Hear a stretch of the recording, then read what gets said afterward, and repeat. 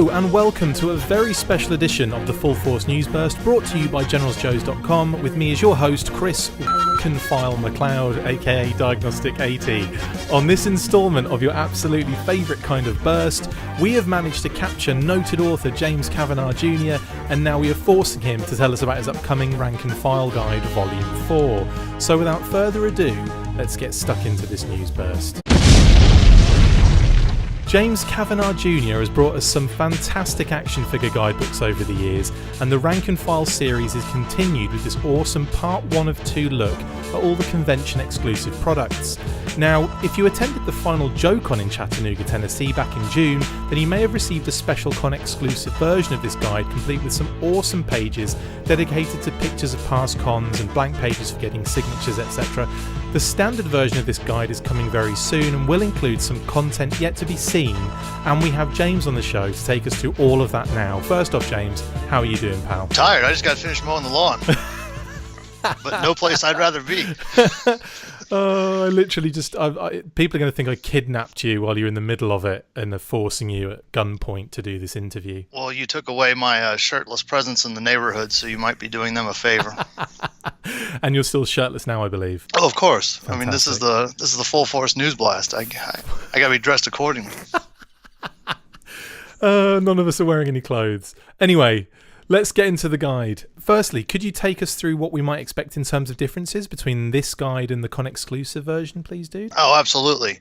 Any sort of error I caught or mistype or whatnot, okay. I corrected. Yeah. I mean, for starters, bare minimum for anybody looking for something different. But to really elaborate on what you said with the convention exclusive, I mean, part of me wanted to do an exclusive cover just because why not? Everybody's doing it. Yeah. But I also had the idea of the yearbook in my head, which fans would know is Marvel, synonymous with Marvel Comics. Yeah. And I like to take a cue with my covers from comics of, images of the old. Yeah. And I just thought it would be perfect. But I also, to have that yearbook experience at JoeCon, because it is kind of like a family or a class, and that was our senior year of sorts. I don't know, or at least to write down memories and dirty pictures of each other. so many pictures. Yeah. Oh, looking through all those were amazing. And thanks to everybody that donated, especially you, Chris. We had the Chris McLeod Memorial page on the I know, on the back. There's so many. I remember when you sent the message out saying, like, you're accepting this Dropbox and all this kind of stuff. And I was like, okay, yeah, I'll find a few. You did. I found about 150, I think I sent you in the end. And they all ended up in there, I think, which is amazing. But someone came up to me and said, oh my God, you're in this book so many times. I'm like, well, when you get in there quick with James Cav, then you'll get in there. I got to pay off all these news bursts and interviews somehow. So in terms, I did catch that you might be doing some different splash pages for this standard version as well. Yes. So I did strip out the exclusive yearbook content. That was just for JoeCon. And perhaps we can do something with those images on down the line because they're just such great memories. Blackmail mainly, I reckon. Well, now that's why I took the helm on that and cut out all the images of me. It's why you don't see too many of mine. It wasn't a humility sort of thing. It was I don't want to go to jail sort of thing. That's why, it was actually 300 images I sent you, and only 150 of them got through. Exactly. We'll keep those. Those are our different sort of precious memories, Chris. But I always had a vision. This is the version of what I wanted Rank and File Volume 4 to be. Yeah. And it didn't really, didn't really line up and sync with the yearbook idea. So I did a couple of neat splash pages for October Guard and Adventure Team. Cool. You can see those on the Facebook page. And then the cover itself was always in the making. Fun, useless, random rank and file knowledge of the day. Volume 4 was actually supposed to include everything up to 2016, i.e. the final year of the club. Yeah. But then they extended, and logistically, not only do I not have the figures, I couldn't give you a guide right now, obviously, unless they're going to advance forward figures to me, which they're not going to do. I've asked, actually. And I didn't blame them when they said, they looked at me like I'm nuts. Yeah. I'm used to that look. But So I was gonna actually, one of the questions I was going to ask was, because it's part 1 of 2, when would we be likely to see the second kind of part of this? But then, it would have to be into the next year comfortably, wouldn't it? my prediction is, I don't think, and I don't have any insight, factual insight, but my prediction is we won't even hardly see FSS 6 or 8, sorry, until the end of the year. I know it's becoming one big blur, let alone these final 12. And we might see the Night Stalkers, because we just saw a preview image for them in 2018. I'm not trying to roundabout your answer so much as it really, bare minimum, it's contingent on me having the very figures that I intend to put in the book. Yeah. So if I don't get figures, if we as a fandom don't receive our figures till May, let's say, or June, well, then I would have to put at least 3 or 4 months beyond that. Hopefully at Christmas 2019. That might be a nice gift for everybody. Nice. I would expect, I know it's one of those things in that you kind of think that the club need to get their figures out before the end, really, before the contract runs out. Are they allowed to sell stuff after that point? Contractually, is it legal? That might be the best question for your follow-up interview later on. But that's a good point. Yeah, that's true.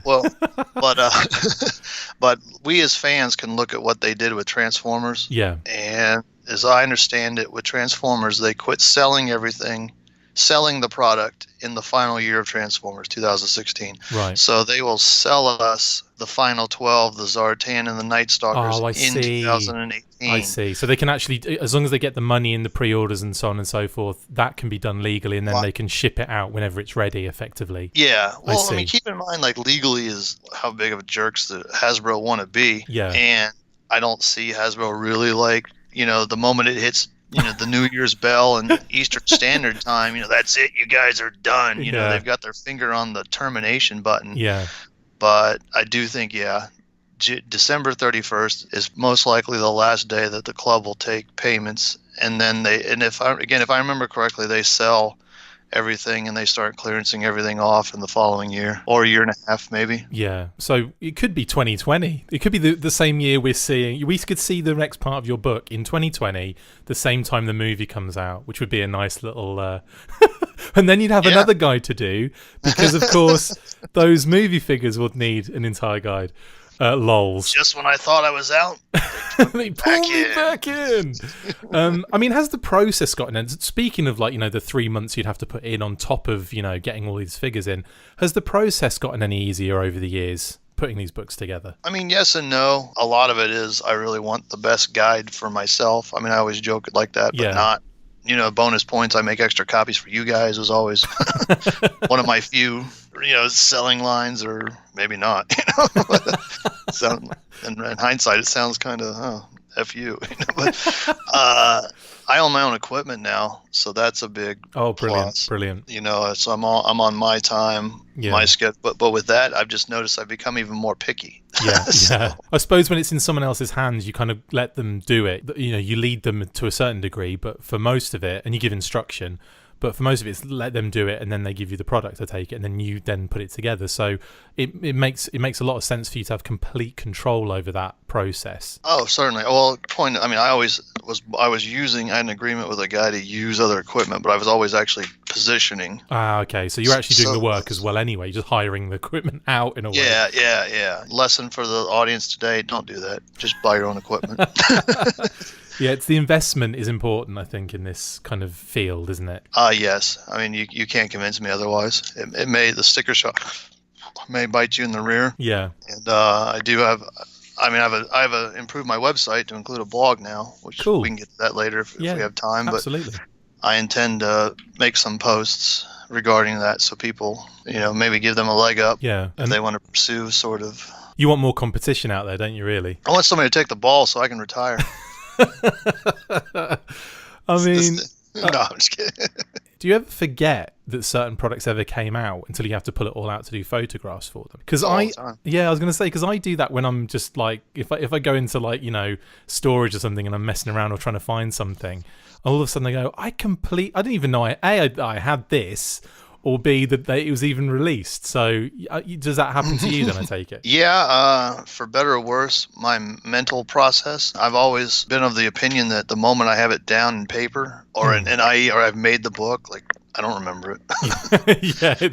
People are like, well, what is this? You're the guy that knows it all. You wrote these books. And I'm like, I'm probably the last guy you want to ask. Yeah, I suppose buy my book. Exactly. It's like when you're doing that, you're always on to the next thing. Like it's the same for whenever we do these episodes. We do an episode on a big brand or like a brand, and we look at the history of it and all that kind of stuff. I do tons of research. I put it all together, recite it on the episode. As soon as that episode's out and done, I have completely and utterly forgotten every single detail. Sure. Completely, yeah. And you're on to the next thing. It's like my brain is like, no, I'm sorry, mate. We can't keep this. We're just going to have to push this out. We need to do another 6 Rankin files. So, no.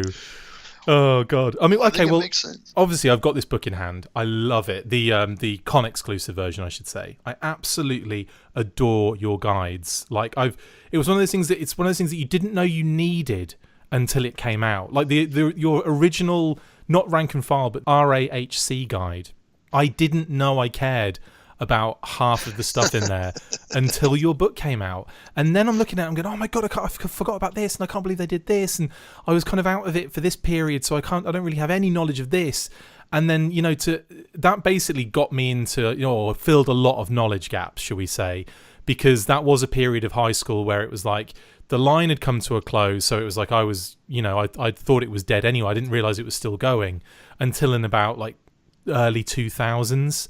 I got back into it again. So there's that period from like, say, 97 to 2000 where I really had a knowledge fart. So that guide really helped. And since then, they're great. I kind of feel like they act as my collection. So I don't actually have to, like, a lot of my collection's in the UK. So I don't have to like be there to look at it and play with it.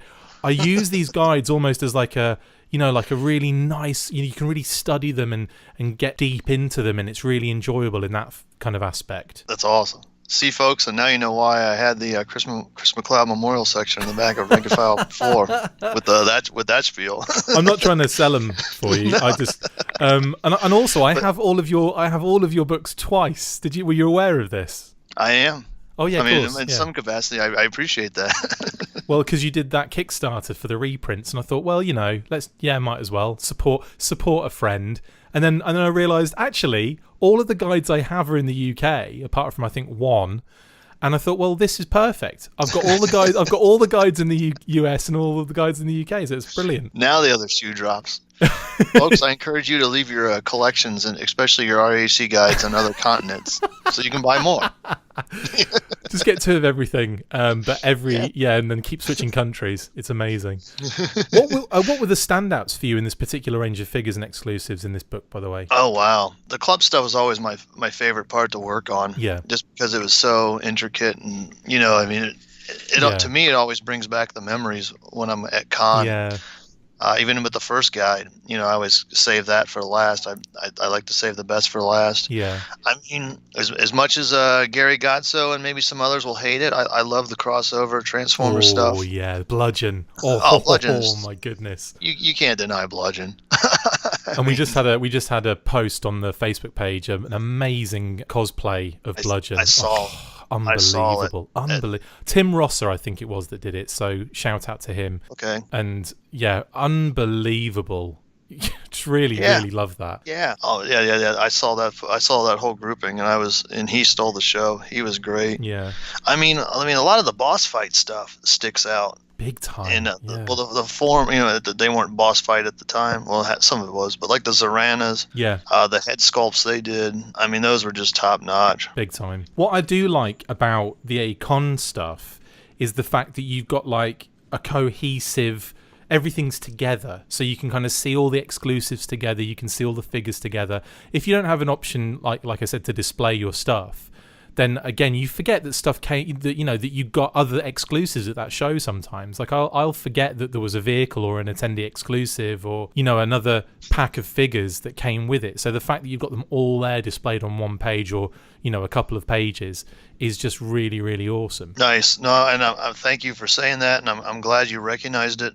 I mean, when anybody sees the final product on anything you buy or art and whatnot, it's, oh yeah, that makes perfect sense. But I really strove to get all those pieces not only together but in an effective manner, so you can just take it all in one big blast, as opposed to really trying to figure out where I'm coming from as a archivist designer. That's a hard thing to do, James. Nobody knows where you're coming from. yeah, they don't, and they won't, and that's fine. I don't need I don't need I don't need the same amount of respect for the same amount of effort I put in, because just take it as it comes. Yeah. When's the guide going to be made available, by the way? How can people purchase it? Well, that's the newest hang up, because I want the best product for everybody. I've been having some hang ups with printer. Yeah. In fact, I just found out today that I wasn't going to receiving a proof, but I mean, I was really striving for CoilCon. I had the files in a little bit earlier than I normally do, because CoilCon is the first, based on my starting point, the files are in. CoilCon would be the first G.I. Joe centric show to have them out. So I don't think they're going to be at CoilCon. Let's hope, maybe. Yeah, fingers crossed. Fingers crossed. If not, I need to get a hold of Sauer and hopefully AR. Yeah, be the next stop. Well, that would be really cool. If you could get them there as well, that would also be awesome. Are people going to be able to buy them online as well from the website? Oh yes, yeah. And in fact, I think I'll take the moment I actually approve the proof, and I know it's going to press, is when I'll start taking pre-orders. And I'll make that clear that you're not getting I'll take the order, but you're not getting the book for another week or two. I'll take your order, but you're not getting the book, douche. I'm going to Mexico. Archive international figures, of course. That's the next. You got to do that guide. Bloody hell, that would be amazing. I need to shut my mouth on all that. It would be fun. Wouldn't that be fun? We could even do road trips to do all the research for it. I'd be down for that. That'd be so cool. We would be dead in a week. Yeah, we would be. You know it. Sorry, Kate. I want to borrow your husband for a little bit. We would see him never. We would be in some sort of cartel in about 2 hours of being in that country. It would be insane. Chris, why do you have a tattoo on your forehead? It would be like The Hangover Part 4. Yeah.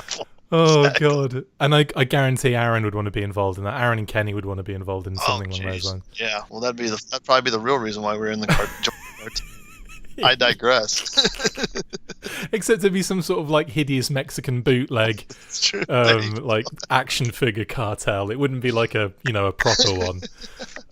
I actually want to see that in action. That might be. That'd be a good movie. That would be a really good movie. Just to finish off.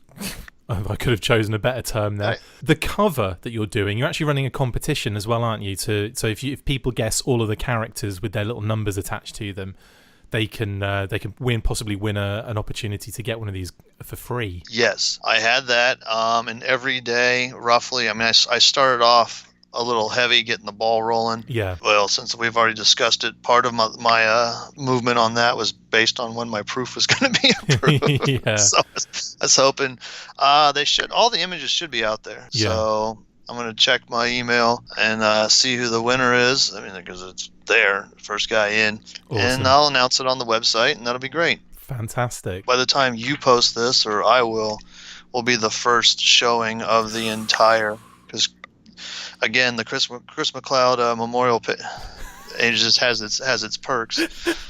I sent him the amazing. So full force, get the exclusive. I've actually been flashing up not flashing it up necessarily, but the kind of main image running through has been part of that cover, which is just brilliant. But obviously, I'll have thrown that up a few times just to show everyone at home watching and listening. Obviously, you can't see it if you're only listening. But if you are watching on the YouTube channel, the Facebook page, etc., then there you go. A beautiful cover and first showing here on the Full Force. Thank you for that, James. Really appreciate it, mate. Well, I appreciate you. And I hope everybody likes it. It was I'm certainly sure. tedious to make, But I wanted it right, so everybody'd be happy, and it also gives me the ability, now that all those pieces are together, to maybe make a more vintage accurate image down the line. Cool. Have you already got ideas for the part 2 cover? Yes, I do. Fantastic. Well, I'll speak to you about that off air. I was just going to say, yeah. Oh, anyway. Dangle that carrot. I think the front and the back. I've had the back in my head. The back for 5 was going to be the back for this one. Oh, okay. And the back for 5, I think, is really going to be great. Oh, I can't wait. The front will be fun. And I'm actually hoping I'm punching myself in the face today, because it'll be more work. Of course. But I logically, again with the spacing, which we joked about earlier, I'm having some spacing issues to give an accurate representation of the Revolution set. Oh, okay, yes. I don't want everything crammed on one page. I want them to look nice. If I need to add another page to that, there'll be 3 more pages, which usually means splash pages. So fantastic. Oh, that Revolution set, that's going to be amazing to display in there. Oh, I can't wait. Cannot wait. It's fun. I've already taken the photos for it. I just haven't finished. And how much will the guide be to the layman who is just either getting it from the convention or getting it online? Both of them will be $20. $20, guys. These guides are amazing. You have to get involved if you don't already have them. If you do have them and you've already got the con exclusive one, you need to get this new one because it's going to be amazing. Trust me. Thanks for jumping on, James. Really, really appreciate it. Well, thanks for having me. Not at all. Anytime. That's it for this instalment of the Full Force News Burst. Thank you to my wonderful guest, James Kavanaugh Jr. See you next time. And as always, full force. Full force! Make sure you get involved with the discussion by liking, sharing and commenting on these videos, and as always you can keep up with the show after listening by following on Twitter @TheFullForce, liking the Facebook page facebook.com/TheFullForce, and if you would like to contact the show you can message us on either of these platforms with feedback, questions or to say, who do you think you are? A serious operation now? No, not even close. Look out for more of these news bursts that we are posting on the Facebook page from now on. Full Force.